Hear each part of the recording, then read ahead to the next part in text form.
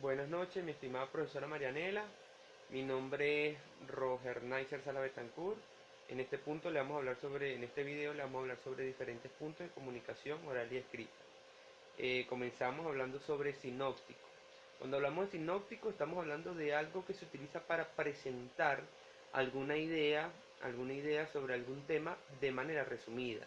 En el ámbito educativo, hablamos de tablas y cuadros sinópticos para presentar algún tema, pero de manera comprensible, de manera resumida. Por lo menos un cuadro sinóptico no es más que un resumen esquematizado sobre alguna idea, algún tema, algún asunto en específico, pero este cuadro sinóptico se utiliza para presentar esta idea de manera resumida, de manera concisa, y que se pueda, pues, comprender lo mejor posible.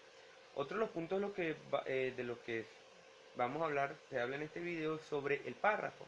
Cuando se habla de párrafo, decimos que es la mínima unidad de redacción cuando se quiere expresar o cuando se quiere presentar alguna idea, cuando se quiere presentar y desarrollar alguna idea. Los párrafos están compuestos por oraciones. Estas oraciones están relacionadas o interrelacionadas entre sí por palabras clave que mantienen la idea principal o, en tal caso, la idea secundaria.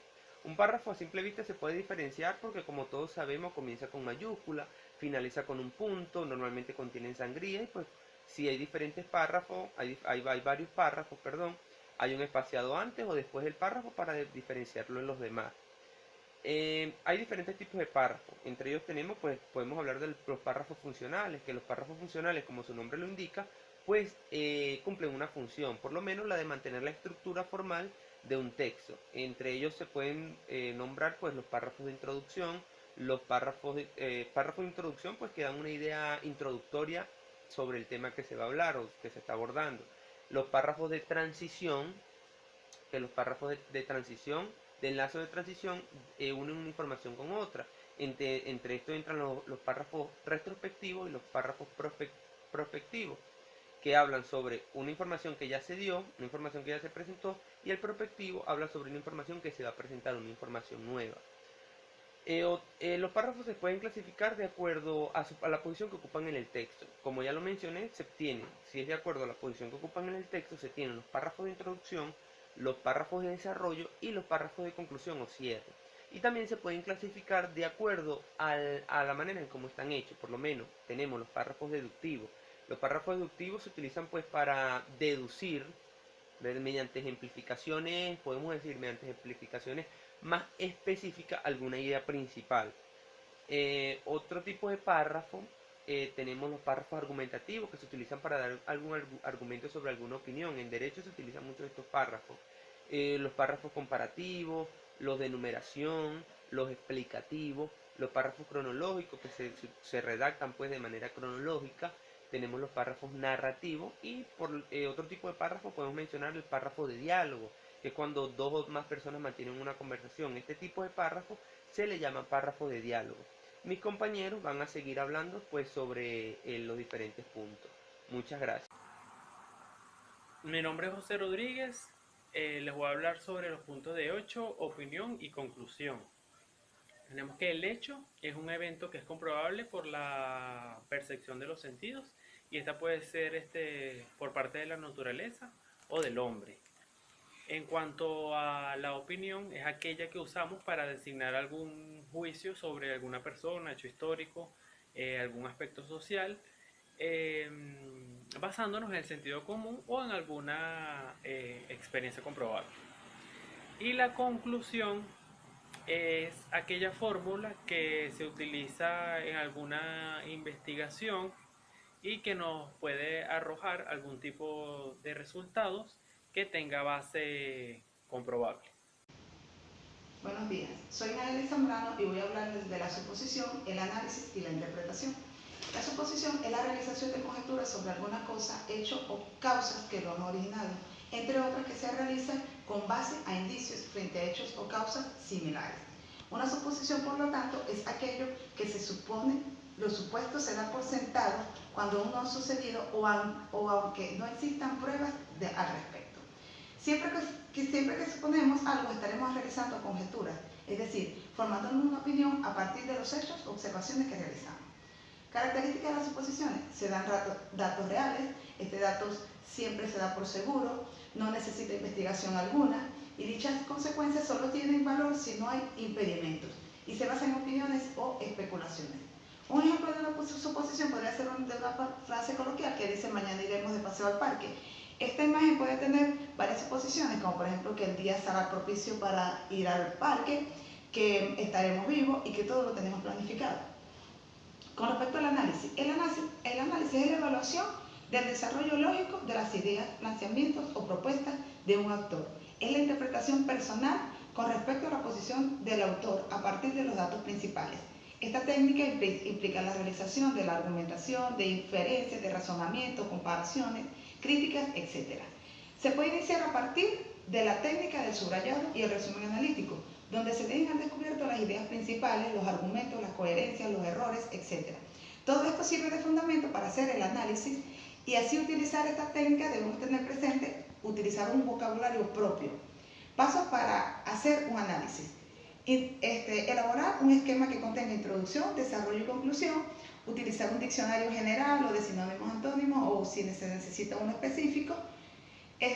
Ventajas del análisis: fomenta la creatividad cognitiva, permite el enriquecimiento del vocabulario y desarrolla la capacidad de comprensión, de asimilación, de análisis y de evaluación. Buenas noches, mi nombre es Jennifer Flores y les voy a hablar sobre la hipótesis.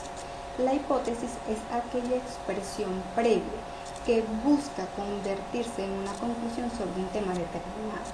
Las hipótesis pueden contener información relevante digna de estudio, ya que ellas nos pueden ayudar a resolver ciertos asuntos. Son claves fundamentales para los análisis e investigaciones, ya que a partir de ellas pueden surgir nuevas teorías, así como a su vez también representan herramientas para los veredictos. Las hipótesis pueden ser verdaderas o falsas dependiendo del contexto en el que se usan. Luego tenemos la inferencia. La inferencia es la capacidad racional que tiene un individuo para poder obtener información o conclusiones sobre algo que no se ha manifestado de manera explícita. Esta se puede dar de manera escrita, oral o con cualquier tipo de comunicación. Asimismo, se puede decir que la inferencia es el acto de sacar conclusiones sobre algo que se supone pudiera ser verdadero o falso. Por último tenemos la paráfrasis. La paráfrasis es aquella expresión que se coloca junto a un texto con el fin de poder explicar de una forma más sencilla el mismo, o hacer que éste sea más entendible para sus lectores. En la mayoría de los libros de estudio, el uso de palabras técnicas es muy común, ya que ellos lo que buscan es poder explicar sus experimentos o estudios realizados. Por ende, es necesario poder realizar una paráfrasis para convertir este texto en algo mucho más sencillo y comprensible para sus lectores, utilizando palabras mucho más sencillas. En conclusión, la paráfrasis lo que busca es crear una forma más eficaz de poder explicar un texto y de que se pueda memorizar, recordar más rápidamente para sus lectores. Gracias.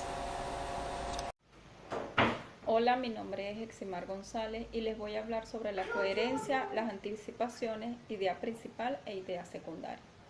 La coherencia es aquella relación que es efectiva entre dos o más cosas. Por lo general, la coherencia se aplica para describir aquella concordancia entre ideas y acciones de una persona.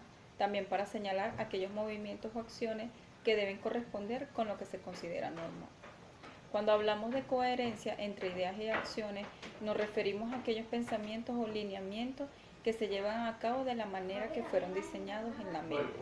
Como por ejemplo, es coherente pensar que debes ir al trabajo al día siguiente y cumplir con lo previsto, pero a la mañana siguiente, sin un motivo aparente o justificado, no se asiste a se está rompiendo con la relación que se debe hacer o lo que en realidad se hace.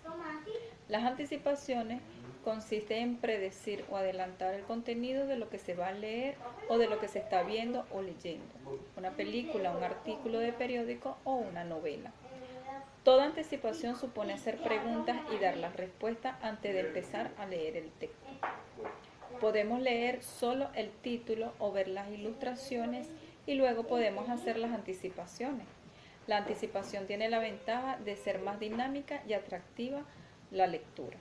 Su idea principal es la oración, un párrafo o parte de él, que introduce el contenido o muestra la información más importante del mismo. Una idea principal suele aparecer al principio de un párrafo o de un texto, aunque no necesariamente puede estar allí, ya que la idea principal podría ser una mezcla de fragmentos de ideas distribuidos entre textos. Normalmente el contenido global del texto gira en torno a esta idea. Su idea secundaria son aquellas que amplía y gira en torno a la idea principal. Estas ideas suelen repetir, reforzar y ejemplarizar y argumentar la idea principal. Bueno, mi nombre es Julio y en este video les voy a explicar sobre la reseña literaria. Esta no es más que una investigación previa de manera precisa y profunda sobre un tema en específico. Esta investigación se debe hablar sobre la importancia de los personajes, hechos importantes y anécdotas importantes que ocurran en el tema en cuestión. Esto es un texto el cual se caracteriza por ser de manera delimitada y se puede conseguir normalmente en revistas, diarios y demás obras literarias. Para que un texto sea considerado como reseña literaria debe tener un título, un inicio, el cual se encarga de seleccionar lo más importante del tema, un desarrollo en el que se utilizan, se conocen los pros y los contras de los distintos temas y la importancia que éste lleva a las personas en cuestión, al público. Y una conclusión que es donde el autor le da la importancia propia a la misma. Las reseñas literarias normalmente se utilizan a la hora de uno comprar un libro o empezar a leer un libro, que uno quiere saber de qué se trata el libro sin tener que leerlo completamente. Entonces uno se va a la reseña literaria y lo lee, porque ahí, como le digo, ahí normalmente se encuentra lo más importante del tema. Es como, un ejemplo de esto es como un tráiler o la sinopsis de una película. Es decir, la reseña literaria no es más que una introducción al libro.